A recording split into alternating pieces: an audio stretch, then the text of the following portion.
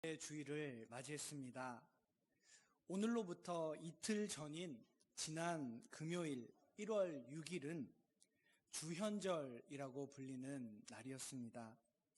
주현절은 교회력에서 다른 절기와 함께 중요한 의미를 갖고 있습니다. 앞에 스크린을 한번 봐주시길 바랍니다. 이 주현절을 한문으로 보면 조금 더 이해하기가 쉬울 것 같습니다. 주인 주, 나타날 현, 그리고 마디절, 이렇게 주현절입니다. 이 세상을 구원하는 주 되시는 예수님이 나타나셨다, 보이셨다. 그리고 그 예수님의 신성이 최초로 공식적으로 나타난 그 사건을 기억하고 그 의미를 되새기는 시간이라는 것입니다. 또한 주현절은 나타나심, 현현이라는 뜻을 가진 헬라어에 유래되어서 에피파니라고 불리기도 합니다. 그리고 일본에서는 공현일이라고 불리고 있습니다. 특별히 주현절은 동방박사들이 유난히 밝게 빛나는 별을 따라 베들레헴에 도착한 그 날을 기억합니다. 별의 인도를 따라 구유에 누워 계신 아기 예수를 찾게 되었고, 황금, 유향, 그리고 몰약을 바치며 하나님의 아들, 구세주로 오신 예수님을 경배했던 그 사건을 기억하는 것입니다. 동방박사들은 이스라엘 사람들이 아니었습니다. 유대인이 아니었습니다. 그들은 동쪽에 있는 나라에서 온 이방인들이었습니다. 그래서 이 주현절은 예수님께서 이방인들도 포함한 만국 백성들 앞에 구세주로서 나타나셨다, 보이셨다라는 사실을 기념하고 축하하는 그런 기독교의 전통이 생기게 되었습니다. 동방박사들의 방문과 경배는 예수 그리스도가 이방인들에게도 왕으로서 오셨다는 사실을 나타내고 있습니다.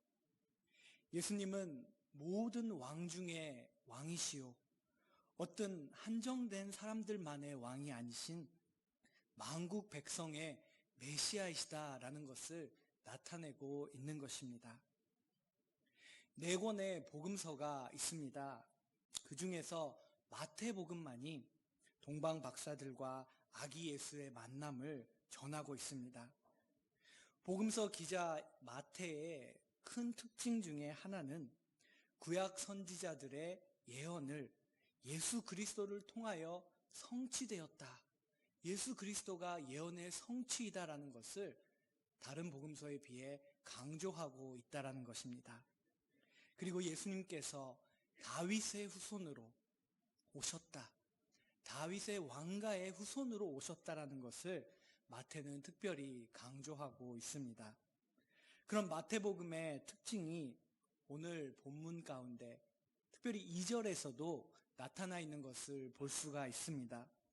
오늘 본문 2절에서 동방박사들은 예수님을 유대인의 왕이라고 부르고 있습니다.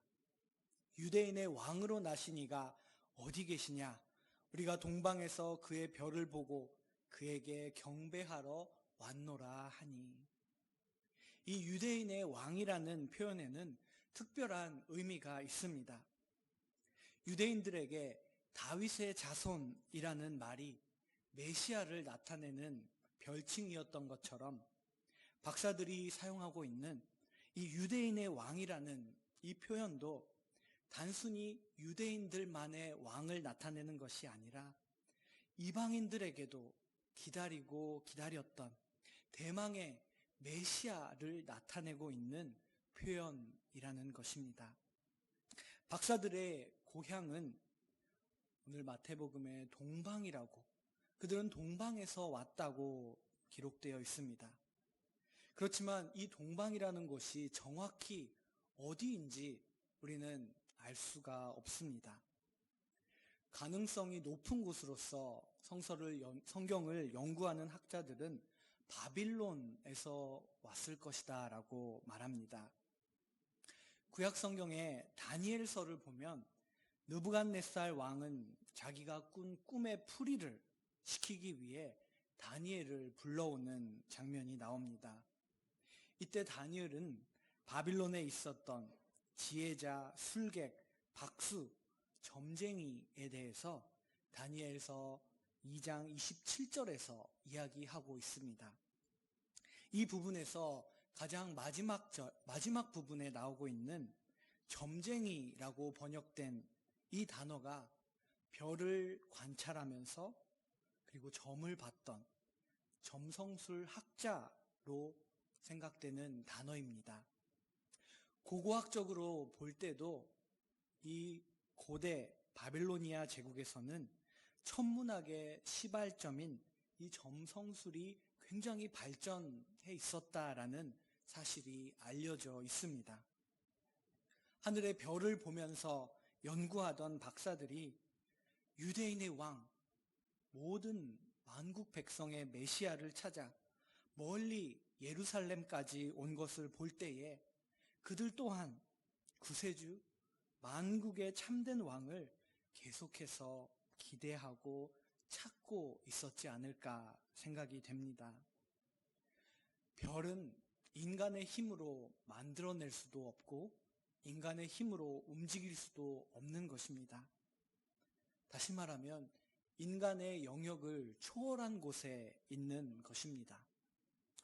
그런 별을 매일같이 관찰하면서 그리고 그 별을 생각하고 그 별이 무엇을 나타내는지를 연구했던 박사들에게, 그 큰 스케일을 늘 봐왔던 박사들에게 바빌로니아 제국의 왕은 그저 세계의 여러 왕들 중에 한 왕이었습니다. 별의 움직임 속에 있는 계시 혹은 사인을 찾아왔던 박사들은 놀랍게 빛나는 별을 발견하게 됩니다. 그리고 그것이 만국 백성의 구주의 탄생을 나타내고 있다라는 확신을 갖게 되었습니다. 그런 확신이 있었기 때문에 그들은 멀리 떨어진 예루살렘까지 여행하는 그 결단을 내릴 수 있었을 것입니다.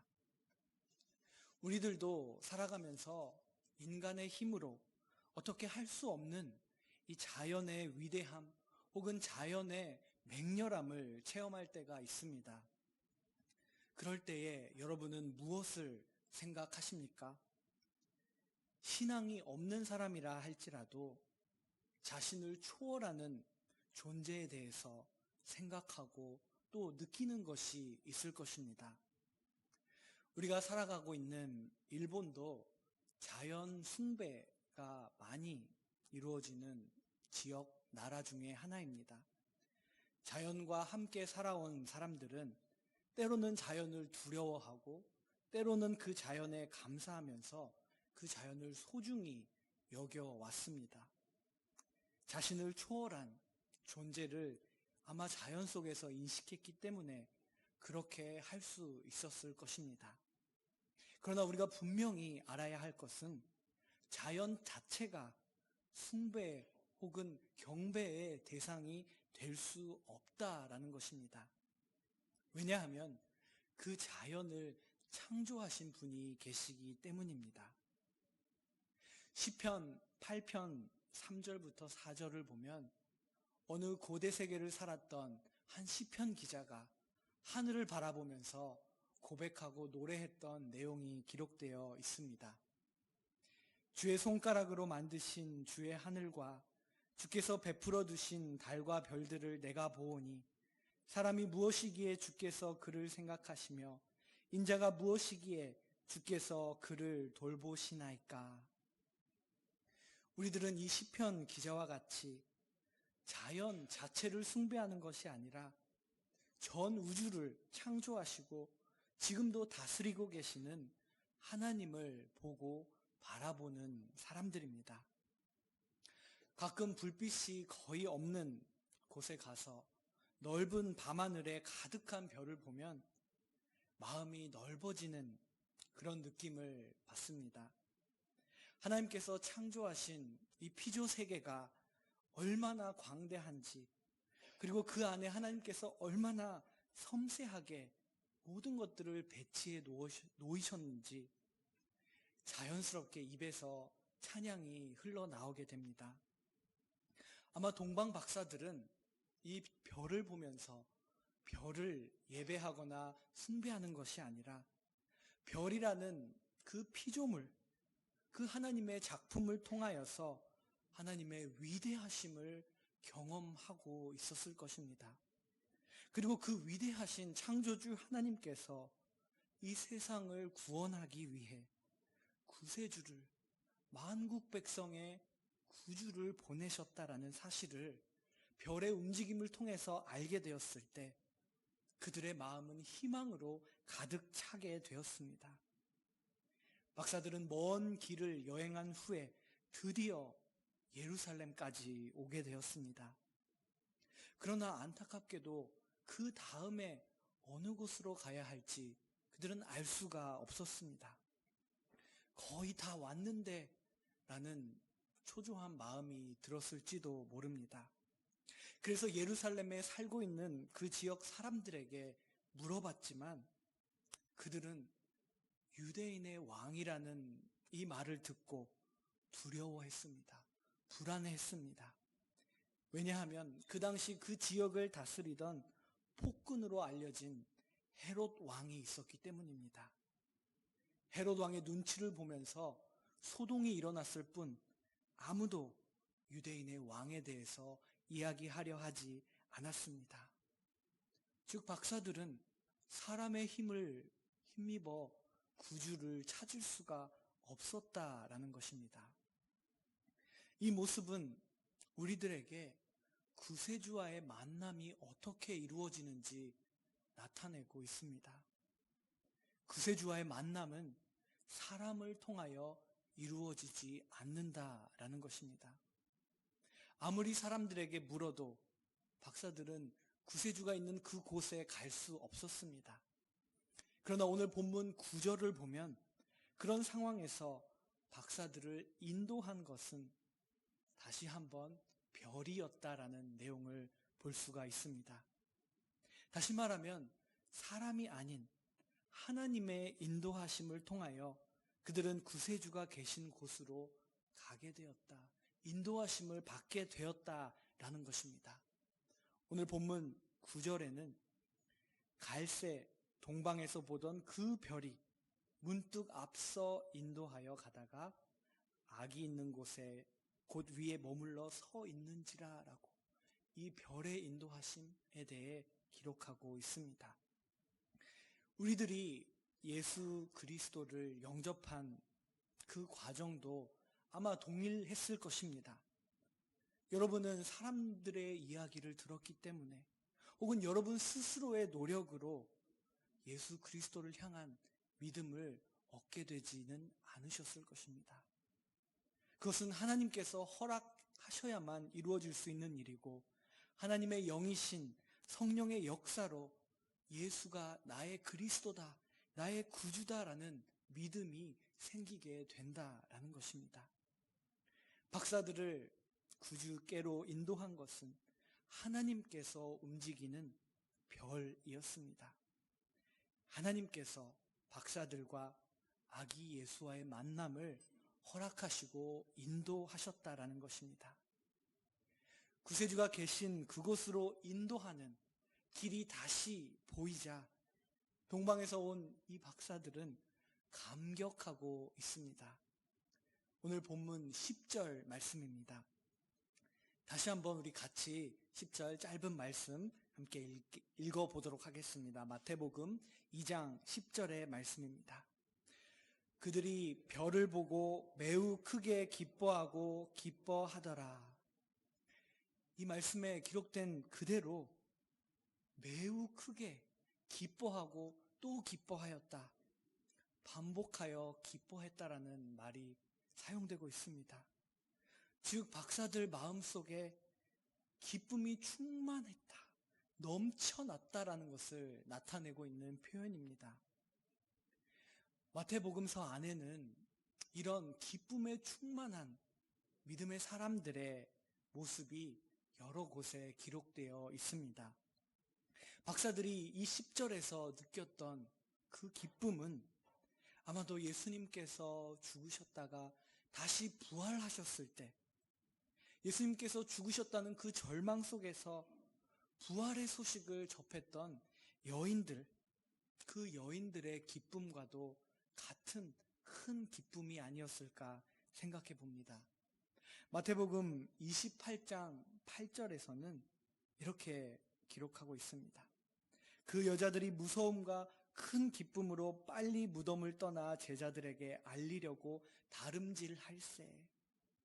제자들을 달리게 만든 큰 기쁨, 그 기쁨은 흑암 속에서, 절망 속에서 찾은 기쁨이었습니다. 길을 잃었던 사람이 바른 길을 찾았을 때의 기쁨이었습니다. 유대인의 왕, 만국 백성을 구원하실 메시아를 찾았을 때에 얻을 수 있는 한량없는 기쁨이었습니다. 이 기쁨은 오늘날 이 세상에서 길을 잃고 헤매는 사람들이 길이고 진리요 생명이신 예수 그리스도를 찾았을 때에 얻는 그 기쁨입니다. 이 기쁨은 우리의 믿음의 여정, 하루하루의 삶을 지탱해주는 큰 힘이 되는 기쁨입니다.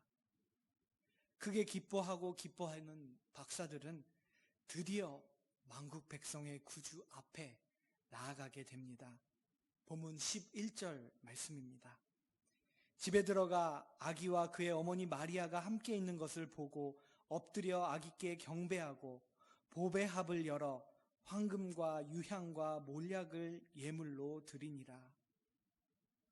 박사들이 이 11절을 통하여서 마구 위에 누워 계신 예수님을 보고 취한 행동과 태도는 온전히 왕을 대할 때의 모습이었습니다.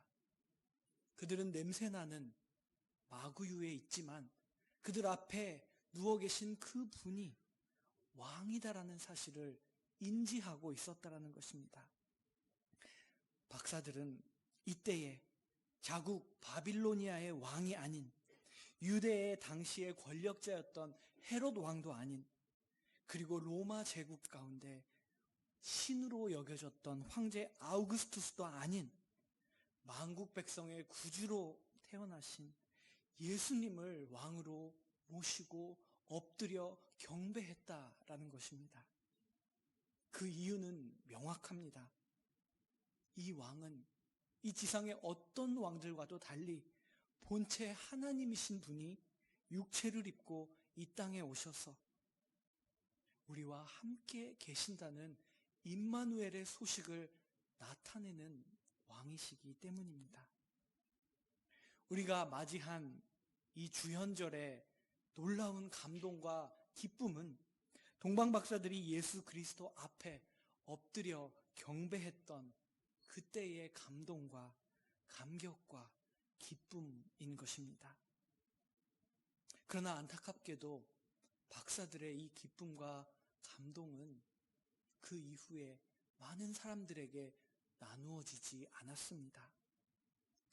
이때로부터 30년이 지나 예수님께서 공생애를 보내시고 하나님의 뜻을 전하시고 십자가에서 죽으시고 부활하신 후에 그리고 나서도 시간이 더 흐른 후에 세상은 조금씩 그분이 만국 백성의 구세주였다라는 이 놀라운 소식을 조금씩 알아가게 됩니다. 그리고 그 복음의 소식이 전 세계에 전파되어 나아갈 때에 특별히 사도 바울이라는 사람을 통하여서 하나님께서는 이방인들에게, 만국 백성들에게 예수의 복음을 전하게끔 하셨습니다. 바울은 로마서 15장 16절에서 자신의 역할에 대해 이렇게 말하고 있습니다.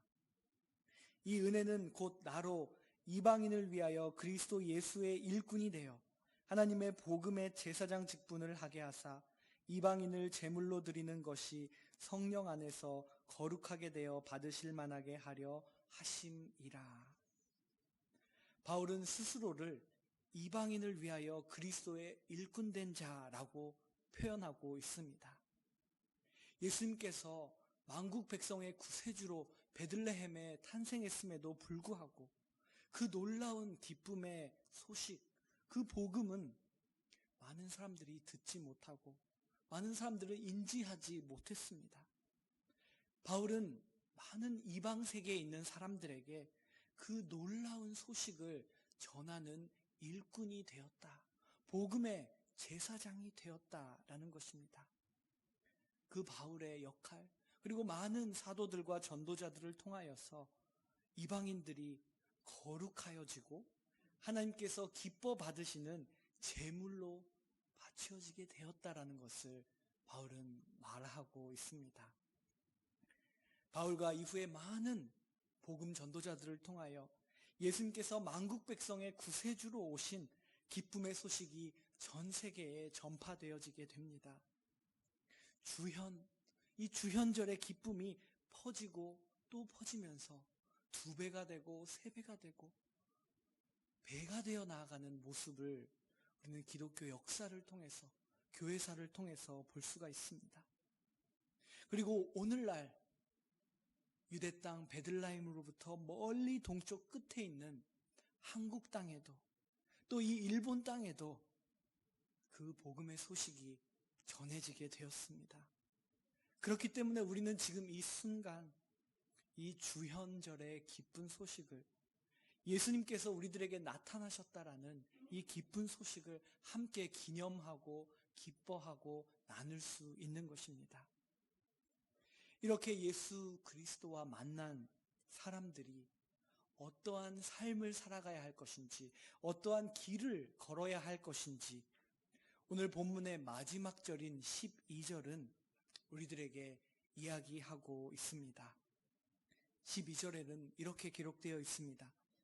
그들은 꿈에 헤롯에게로 돌아가지 말라 지시하심을 받아 다른 길로 고국에 돌아가니라. 꿈을 통해서 헤롯에게로 돌아가지 말라는 하나님의 지시를 받은 동방 박사들은 다른 길로 돌아갔다라고 오늘 본문에는 기록되어 있습니다. 그들은 세상의 권세를 갖고 있었던 헤롯 왕께 가지 않았다라는 것입니다. 그들은 하나님이 지시하신 길을 따라서 걸어갔습니다. 이와 같이 예수 그리스도를 만나고 경배하는 사람들은 이전과 같은 길, 이 세상의 권력을 가진 사람들로 향하는 길, 그 길을 걸어가지 않는다라는 것입니다. 만약 예수 그리스도를 만나고 경배했음에도 불구하고 이전과 다름없이 똑같은 길을 걷기를 고집한다면 우리는 진정 예수님과 만났다고 말할 수는 없을 것입니다. 넓고 편안한 길, 그런 길이 아닌 좁은 길을 통하여서 예수님을 따르는 사람들은 걸어간다라고 이야기하고 있기 때문입니다.